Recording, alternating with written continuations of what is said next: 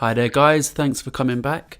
Any new people watching, please don't forget to subscribe, like and share the videos. What I'm going to be doing today, so it's something a bit different, something I've been wanting to do for quite a while. Finally getting around to doing it. But it's a video about technology and how it can manipulate the things that we see and also hear on the television. For example, the news. We know that it's used in movies, and this video is hopefully just going to highlight that to people that maybe do feed off everything that they're told by the mainstream media. So without further ado, I'm going to show some video footage that's potentially going to be quite damning for some people, but enjoy.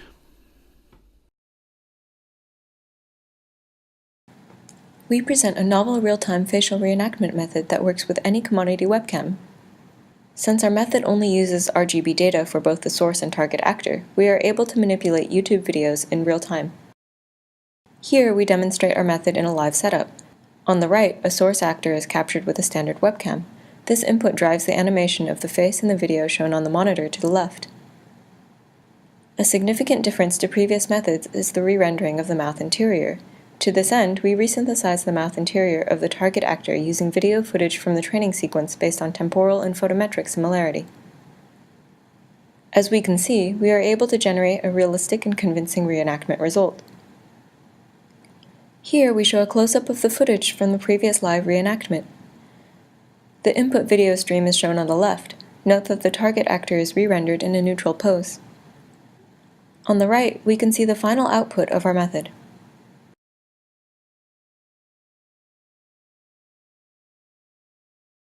Here we show additional live sequences where we reenact various YouTube videos.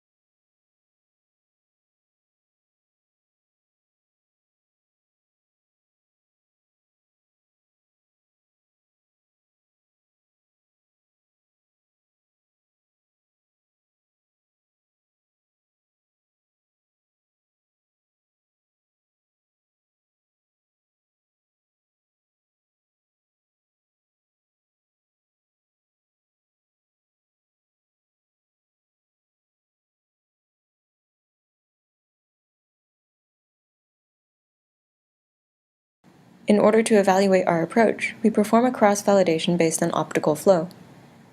To this end, we retrieve mouth interiors from the first half of the video. The second half is used for evaluation queries.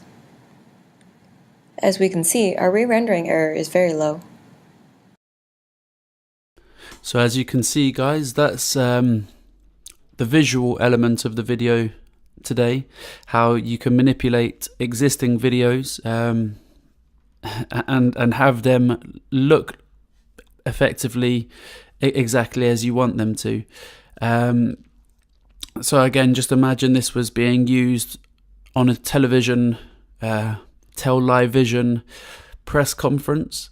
I know a lot of people will be looking at that thinking, oh, that's awesome. It can be used for video games or for other fun things out there. But you also have to look at the detrimental effects that it could potentially have. And that's the first thing I saw about this was, if a press conference was made, how do you know it's the actual person saying anything? So without further ado, I'm just going to move on to the auditory element of the video here. Okay guys, so what we have here is an article that I pulled up on from the Washington Post. When seeing and hearing isn't believing. So I actually heard about this sort of technology a while back. This has been in production for many years, but it looks like it's actually available now. And I've heard of other uses. This document here doesn't back it up. I'd have to find some more information on it. But when you use certain apps on your phone, such as WhatsApp, Siri on Google, Android equivalent of Siri, if you're making a call on WhatsApp or sending a voice recording, everything gets stored in a virtual cloud, I guess is the best way to think of it. Whether it's a picture, whether it's a video, whether it's a voice calling. I wouldn't be surprised if things like Skype do that too as well. But effectively, with 10 minutes worth of your vocals, you can literally clone. You can actually clone the voice to make it say whatever you want. Again, some very clever guys have done this, and again, I can see excellent uses of this.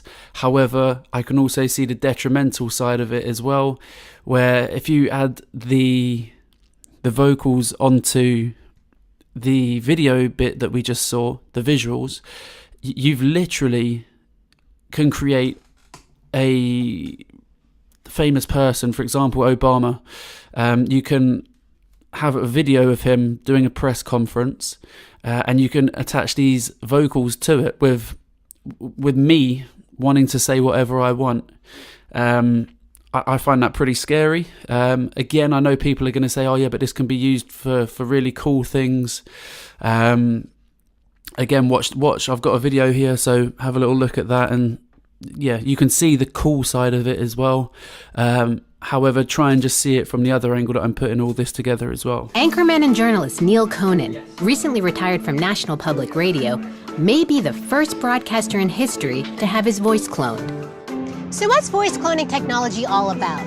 It's not just about making words using technology. It's about making speech with emotion and unique expression. And it could allow Neil Conan, or at least his voice, to deliver a newscast anywhere, anytime, basically forever. One truly intriguing part of this project, if this technology works as well as we expect it to, is that essentially my voice could live forever. And that's not all. Sooner than we think, deceased celebrities like Elvis or Frank Sinatra could have their voices cloned and, in effect, speak again. For Yahoo News and the Future Is Now, I'm Sheila Dharmarajan. Voice cloning technology is a digital process by which a person's distinct vocal qualities are captured and computerized and can be used to create entirely new speech. How good does a clone voice sound? Gershon Silbert, founder and CEO of Vivotex, says good and getting better. We are focusing on that conversion from written text to spoken text to be as human-like as possible. A former concert pianist, Silbert believes the toneless robotic voices we hear today aren't the future of synthesized speech. Computers that can express emotion will raise the bar. The human voice, to me, is like an ultimate instrument to convey anything you would want to convey. Neil Conan and his melodic Anchorman's voice spent over 9 hours in a sound booth recently, reading 2,000 sentences that Vivotex uses to record every nuance his remarkable voice can make. Okay, go ahead. Moses supposes his toes are roses, but Moses supposes erroneously. Okay, a little more flowing. One of the first uses of Conan's cloned voice is Project Cronkite. It would allow anyone to listen to any news article read aloud in Conan's voice. This is Project Cronkite. I'm Neil Conan. I was talking to my daughter, and I was describing the technology, and then I said, and then you can have, my voice synthesized, read articles that you've chosen, and download them into any length that you want played in your commute or on your jog. Really? That's the first time my daughter's been impressed by anything I've done in quite some years. In fact, Neil Conan's cloned voice, licensed and paid for, of course, could be put to an amazing array of uses, from obvious ones, such as narrating books. You don't know about me without having read a book by the name of The Adventures of Tom Sawyer. To very precise messages people want to deliver. Hello, this is a reminder notification regarding Katie Thomas's parent-teacher meeting tonight at 7 p.m. Or even instantly updating our weather. Today's weather for New York. Heavy rains are expected throughout the afternoon, but should thin out by 6 p.m. Voice cloning could launch a new era of celebrity work as stars with signature voices find a blizzard of new opportunities. If you go, for example, to Morgan Freeman and you suggest to clone his voice, he has to agree to it. I'm sure there's tons of things that are coming through his agent, and he only does a little tiny fraction of it. And of course, if there is the ability to do it with technology, he can do that much more. And what about celebrities who have passed, like Frank Sinatra? To clone Frank Sinatra's voice, we would actually go through his recorded legacy. Now we have a voice library of Frank Sinatra, and then we can use it. Even as voice cloning technology continues to improve and spread, no one can be quite sure what these voices of the future will be saying. Okay guys, so hopefully you're starting to get an idea as to where I'm coming from with this. Last but not least, I'm just going to leave you with some footage I found. Again, this is used in a movie sense with regards to what's happening on there, but don't be fooled. A lot of these, as I say, I couldn't get hold of the footage that I wanted to put on here that I have seen myself, where it shows a newsroom, like a news studio, and working in effectively the same way as a Hollywood production studio with the green screen capabilities that they have nowadays. So I'm just going to leave you with a video running of a excuse me, of how the Hollywood films work behind the scenes. I'm sure a lot of you probably know this already, but just to highlight the fact of everything I've said before, if you were to put everything into context, so a green screen background, video manipulation and vocal manipulation, you could literally create your own set of, again, let's use Obama as an example, of him saying anything, anywhere. So just let that sink in. Yeah, again, if you haven't subscribed already, please do so, guys. I'm going to try and build this channel up and get a lot more information out there that I have.